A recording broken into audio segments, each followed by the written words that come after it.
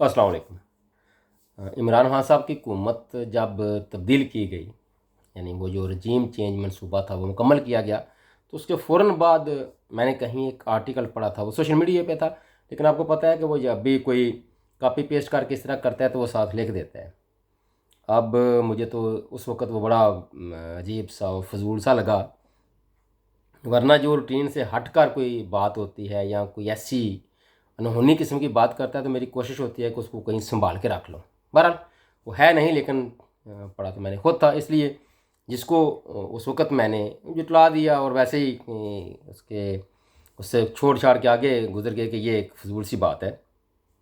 अब उस तरह होता नज़र आ रहा है। मैं आपको बताता हूँ कि उसमें था क्या। उसमें था कि पाकिस्तान के हालात को जानबूझकर इस तरफ लेके जाया जा रहा है जहाँ सिर्फ दो तबके, एक तो होते हैं ना आपका अपर क्लास, फिर अब हमारी तो वो तकसीम भी बड़ी है ना, अपर क्लास, फिर थोड़ी सी उससे नीचे lower class, middle class, lower middle class और एलीट क्लास। तो उसमें था कि सिर्फ दो तरह के जो ग्रुप हैं ना वही रह जाएंगे, बहुत ज़्यादा अमीर और फिर बाकी गरीब भी। तो मैंने इस पर गौर ना करने की वजह ये थी कि कौन किसी को कैसे गरीब रख सकता है या कैसे अमीर कर सकता है। या आप में से हम सब देख लें कि अगर हम मेहनत करते हैं, अच्छा कमाते हैं, सोचते हैं, बिजनेस करते हैं या कोई भी अपना कारोबार चलाते हैं तो कैसे गरीब हो सकते हैं, हमें कोई जानबूझकर कैसे गरीब रख सकता है। तो ये किस तरह की जो क्लासें हैं ये कैसे कोई बना सकता है कि एक बहुत बड़े ज़्यादा अमीर हो जाएंगे और बाकी सारे गरीब हो जाएंगे, यानी एक ख़ास लेवल से ऊपर जा ही नहीं सकेंगे। और फिर हुकूमतें भी होती हैं, ज़ाहिर है कोई भी हुकूमत अपने अवाम को इस तरह भूख से तो मरने नहीं देगी। उनकी कोशिश होती है कि वसाइल की मुनसफ़ाना तकसीम हो ताकि अमीर और गरीब का बहुत ज़्यादा फ़र्क ना बढ़े। और यही तरक्की याफ्ता अक़वाम में, महज़ब अक़वाम में होता है। वो यहाँ भी आहिस्ता आहिस्ता वो फ़र्क बढ़ रहा है अमीर और गरीब का, लेकिन बहरहाल वो इतना नहीं कि जितना नहीं जितना वो माशरे के आम इंसान पर उसका कोई गलत या बुरा असर पड़े। लेकिन जैसे ही वो रजीम चेंज उसके बाद वक्त गुजरता गया, तो अब मेरी आपसे भी गुजारिश है कि आप सोचें। एक तो वो काश मैंने उस वक्त उसको सीरियस ले लेता और उसको कहीं संभाल के रख लेता उस आर्टिकल को, लेकिन बहरहाल मैंने खुद पढ़ा है, किसी सुना नहीं है, खुद पढ़ा है। लिखा किसने है ये अब माजरत के मुझे नहीं याद।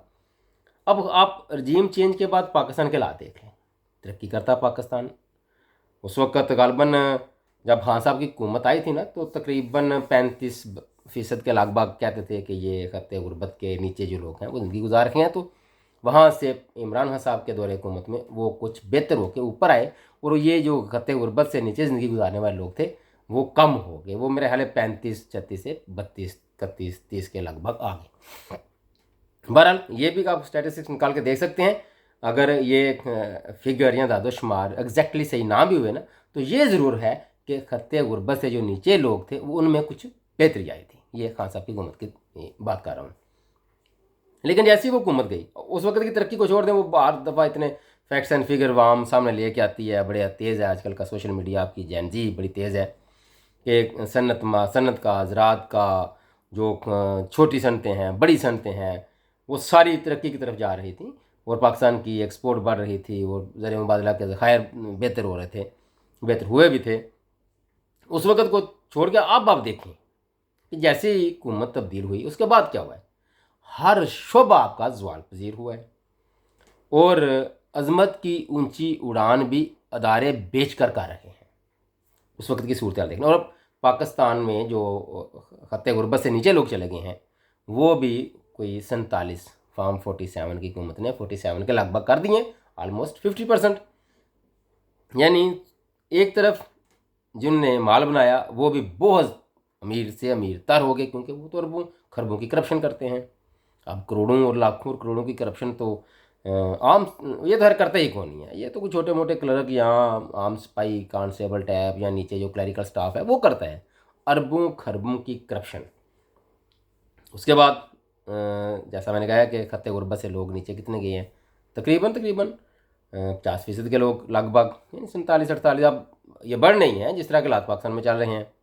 उसके बाद आपकी बड़ी सनतें, मल्टी नेशनल कंपनियाँ वो मुल्क छोड़ के जा रही हैं, इन्वेस्टमेंट ना होने के बराबर है। वो कैसे हो जब आप अपने ही मुल्क के जो इन्वेस्टर हजरात हैं, जो कारोबारी ज़हन रखते हैं, जो कारोबार करते हैं, जिन्होंने, बल्कि आज भी वो एप्टमा जो वो Pakistan textile, all Pakistan textile mill की एसोसिएशन है, उनका कुछ सरबराह कह रहा था कि हमने 3 नस्लें लगाकर ये इंडस्ट्री कायम की और इस हुकूमत ने नस्ल में बर्बाद कर दी। तो इंडस्ट्री बर्बाद हो रही है जब आप अपने ही मुल्क के इन्वेस्टर को तंग करते हैं इस बुनियाद पर कि वो आपका सियासी हरीफ है या वो आपकी बात नहीं मानता।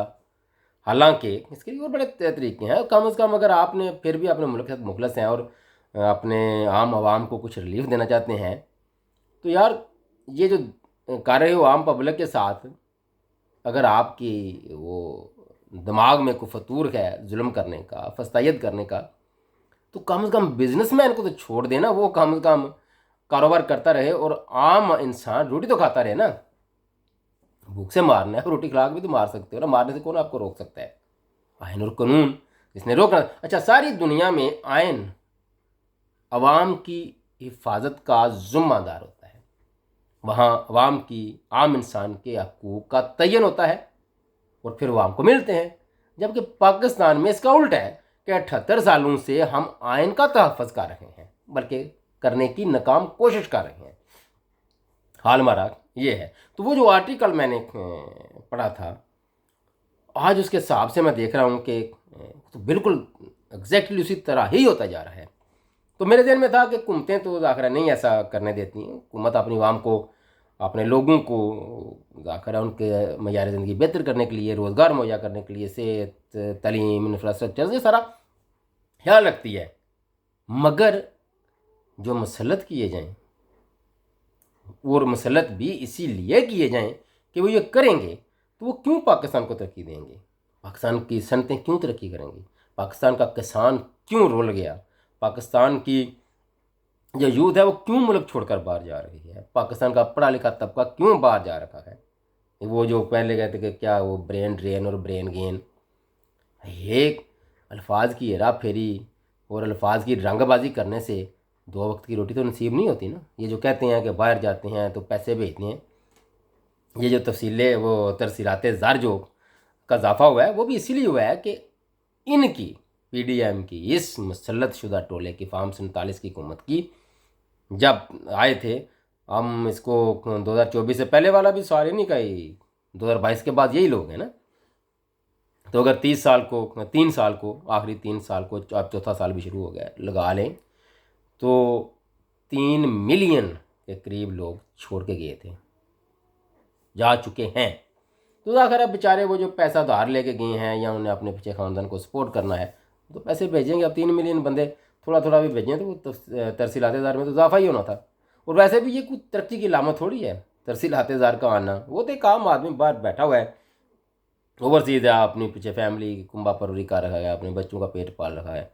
तो इसमें तो गवर्नमेंट का कोई कमाल नहीं है। वो जैसे जैसे वक्त गुजरता है और या ओवरसीज़ पाकिस्तान की तादाद बढ़ती है तो ये ऑटोमेटिकली जो आपका तरसीलात ज़र है वो उसमें इजाफा हो जाता है।